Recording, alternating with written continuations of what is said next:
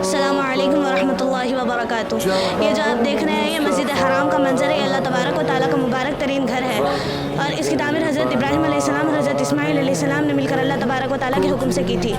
और हम इसमें हज का अरकान और तवाफ़ के अरकान इसी के ज़रिए से मुकम्मल करते हैं।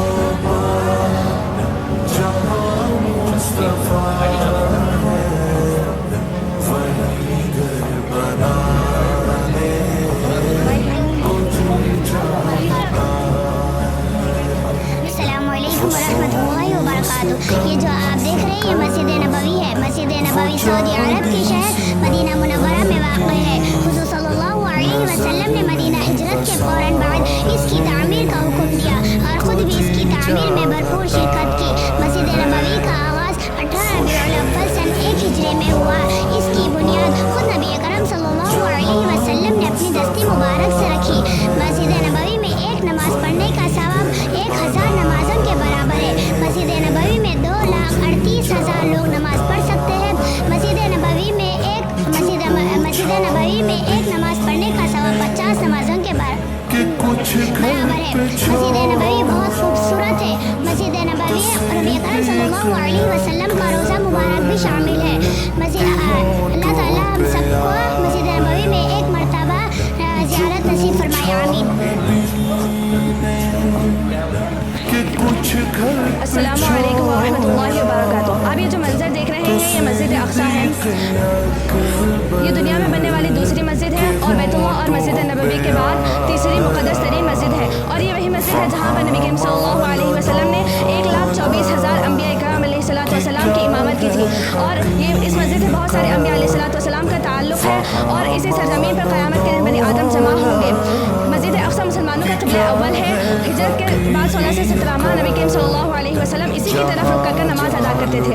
फिर तहवील क़िबला के बाद मुसलमानों का क़िबला खाने काबा हो गया। आप देख सकते हैं क़ुब्बतुस सखरा है, लेकिन अक्सर मुसलमानों का मानना यह है कि असल मस्जिद अक्सा है। नहीं, बल्कि असल मस्जिद अक्सा ये है। ये वो मस्जिद है जहाँ से नबी करीम सल्लल्लाहु अलैहि वसल्लम को मस्जिद मेराज के सफ़र पर ले जाया गया था। फ़लस्तीन के एक शहर अल-कुद्स में मस्जिद अक्सा वाक़ है, लेकिन यहूदी यानी इजराइल फ़लस्तीन पर कब्ज़ा करने की नाकाम कोशिशें कर रहे हैं, बमबारियाँ कर रहे हैं। इन बमबारियों की वजह यही है कि वो मस्जिद अक्सा को तोड़कर हैकल सुलेमानी को बनाना चाहते हैं। मस्जिद अक्सा के इर्द गिर्द खुदाई कर रहे हैं, सुरंगें बना रहे हैं और यहूदी यानी इजराइल मस्जिद अक्सा को तोड़ने की नाकाम कोशिशें कर रहे हैं, उसको आग लगाने की नाकाम कोशिशें कर रहे हैं। इसके बावजूद फ़लस्तीनी मुसलमान हिम्मत नहीं आते, बल्कि डटकर उसका मुकाबला कर रहे हैं। 2023 7 अक्टूबर से ये जंग शुरू हुई है। बमबारियों का सिलसिला शुरू हुआ और अभी तक चल रहा है। कई हज़ारों फ़लस्तीनी मुसलमानों ने मस्जिद अक्सा की खातिर जान शहादत नोश फरमाया। अल्लाह ताला मस्जिद अक्सा और फ़लस्तीनी मुसलमानों की हिफाजत फरमाए। आमीन।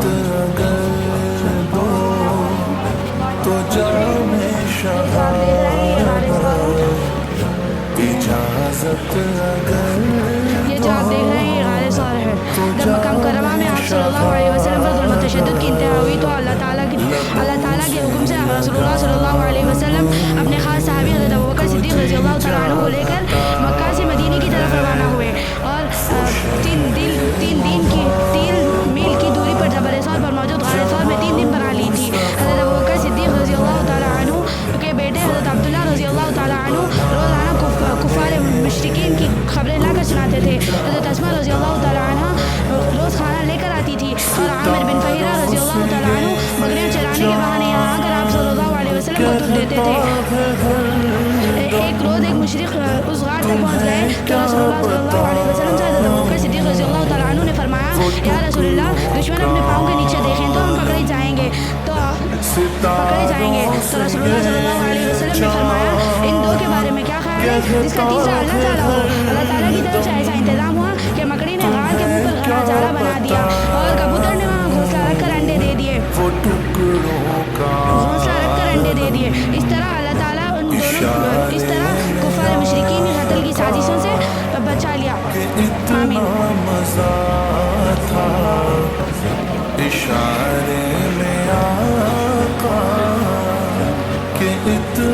अस्सलामु अलैकुम वरहमतुल्लाहि वबरकातुह। आप जो ये मंजर देख रहे हैं ये शामली का मैदान है और ये दिल्ली में मौजूद है। ये जंग आज़ादी के लिए की गई थी। ये जंग 1857 की जंग है।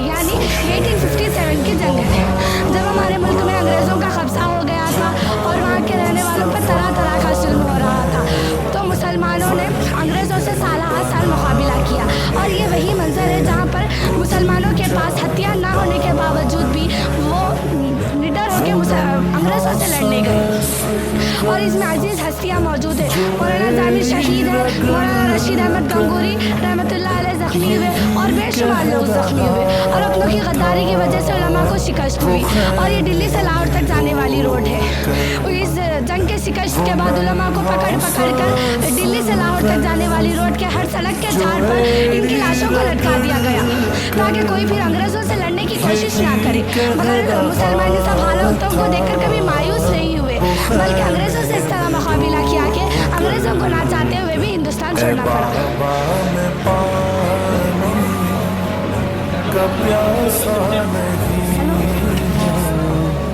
السلام علیکم ورحمۃ اللہ وبرکاتہ. یہ جو آپ دیکھ رہے ہیں یہ لال قلعہ ہے. دریائے جمنا کے نزدیک واقع لال قلعہ مغلیہ سلطنت کی سنہری دور کی یادگار ہے. اسے 17ویں صدی میں مغل بادشاہ شاہ جہاں نے تعمیر کروایا تھا. اس قلعے کی دیوان خاص میں تخت طاؤس ہے. تخت طاؤس واقع ہے جہاں بیٹھ کر مغل بادشاہ ہندوستان کے طول عرض پر حکومت کرتے ہیں. جب غدر کے دوران انگریزی فوج نے اس پر قبضہ کر لیا تھا, اس وقت وہاں کے بادشاہ بہادر شاہ ظفر کو اس قلعے سے نکل جانے کا حکم دیا تھا. انہوں نے اسی شہر کے جنوب میں واقع قطب مینار کے احاطے میں کر لیا تھا. سن 1857 سے 1937 تک لال قلعہ برطانوی فوج کے قبضے میں رہا. آزادی کے بعد لال قلعے کے بیشتر حصے ہندوستانی کے قبضے میں تھے. لال قلعے کے 2 دروازے ہیں. ایک دروازہ دہلی دروازہ اور دوسرا دروازہ لاہوری دروازہ کہلاتا ہے. جب لال قلعے کی تعمیر کی گئی تھی اس وقت دریائے جمنا اس کی عقب کی دیواروں کو چھو کر گزرتا تھا, لیکن اب کچھ فاصلے پر بہتا ہے. ہر سال یوم آزادی کے موقع پر بھارت کے وزیر اعظم اس قلعے کی فصیل خطاب کرتے ہیں. 2001 میں بھارتی تنظیم ساختہ اس قلعے کی فصیل خطاب کرتے ہیں, جس کا الزام بھارت نے پاکستان پر لگا دیا.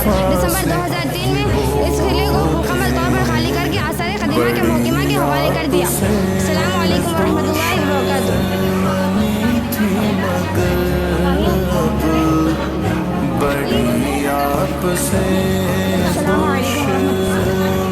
السلام علیکم ورحمۃ اللہ وبرکاتہ. یہ پیغمبروں کے معجزات ہے.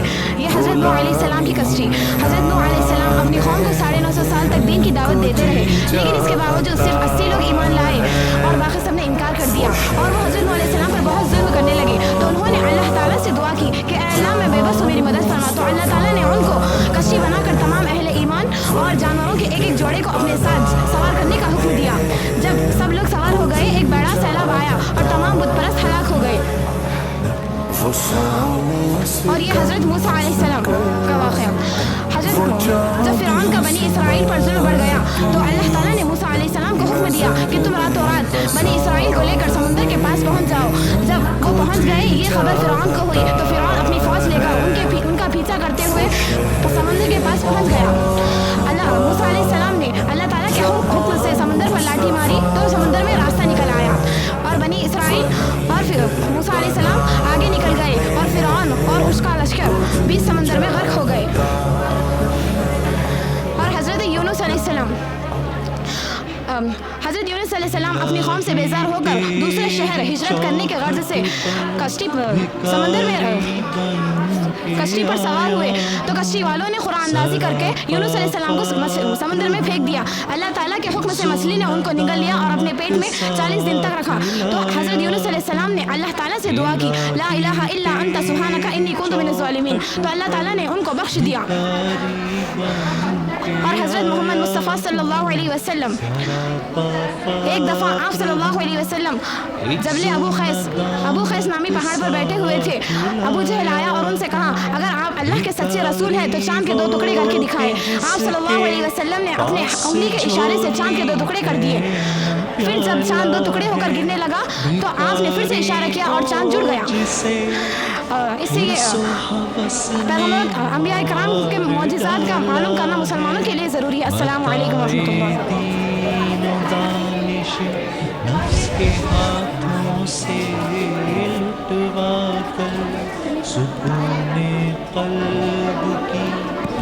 السلام علیکم ورحمۃ اللہ وبرکاتہ. ناظرین, یہ جو منظر آپ دیکھ رہے ہیں یہ مذہب اسلام کا اہم ترین جز ہے, جس کے بغیر ہمارا ایمان ناقص و نامکمل ہے. ہر چیز کی ایک بنیاد ہوتی ہے اور اسلام کی 5 بنیادیں ہیں جن کے بغیر ہمارا ایمان ناقص و نامکمل ہے. ہر چیز کی ایک بنیاد ہوتی ہے اور اسلام کی 5 بنیادیں ہیں جن کو پلرس آف اسلام کہا جاتا ہے. اور ان میں سب سے اول کلمہ ہے جس کے 2 جز ہیں، ان میں سب سے اول کلمہ ہے جس کے 2 جز ہیں۔ ایک جز میں اللہ کے معبود ہونے کا اقرار کرنا، جسے میں حضرت محمد مصطفیٰ صلی اللہ علیہ وسلم کی رسالت کو تسلیم کرنا ہے۔ دوسرا رکن جو کہ نماز ہے، نماز دین کا ستون ہے، مومن کی معراج ہے۔ آپ نے حدیث تو سنی ہوگی کہ ہماری نماز درست ہوگی تو باقی اعمال بھی درست ہوگے، اگر ہماری نماز ہی درست نہ ہوگی تو باقی اعمال بھی درست نہ ہوگے، اور ہر مسلمان کو 5 ٹائم کی نماز پڑھنا ضروری ہے۔ یہاں دیکھیے تیسرا روزہ، اس کی فضیلت یہ ہے کہ ہر عمل کا بدلہ جنت ہے اور روزے کا بدلہ اللہ خود ہے۔ چوتھا زکوٰۃ، اس کا ایک فائدہ جو آپ لوگ بھی جانتے ہی ہوگے، اگر ہم زکوٰۃ دیں گے تو ہمارا مال اللہ کے حفظ و امان میں آ جاتا ہے اور ہمیں انسانیت کی خدمت کا ثواب مل جاتا ہے۔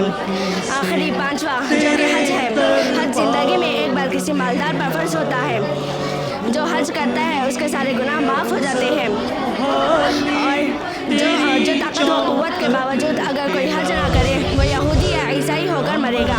اللہ تعالیٰ ہمیں ان بنیادوں کو مضبوطی سے تھامنے کی توفیق عطا فرمائے، آمین ثم آمین۔ السلام علیکم ورحمۃ اللہ وبرکاتہ۔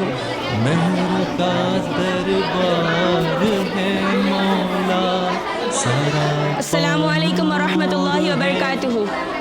یہ جو آپ دیکھ رہے ہیں یہ مومن کی خبر ہے جو دنیا میں نیک عمل کرتا تھا اور اپنی زندگی اللہ اور رسول کے حکم کے مطابق گزارتا تھا، اور یہ خبر آپ جو دیکھ رہے ہیں اس مومن کی ہے جو دنیا میں کلمہ تو پڑھ لیا لیکن کلمے کے مطابق نہیں گزارا۔ یہاں دیکھیے نیک آدمی کے ساتھ کیا معاملہ ہو رہا ہے اور برے آدمی کے ساتھ کیا معاملہ ہو رہا ہے۔ حدیث میں ہے کہ جب نیک آدمی خبر میں جاتا ہے تو اس کے لیے جنت کی کھڑکی کھولی جاتی ہے تاکہ قیامت تک سکون رہے، اور جب کوئی برا آدمی خبر میں جاتا ہے تو اس کے لیے جہنم کا گڑھا بنا دیا جاتا ہے، جیسے کہ سام بچھو اس پر مسلط کر دیے جاتے ہیں۔ اللہ ہم سب کو نیک عمل کرنے کی توفیق عطا فرمائے۔ السلام علیکم۔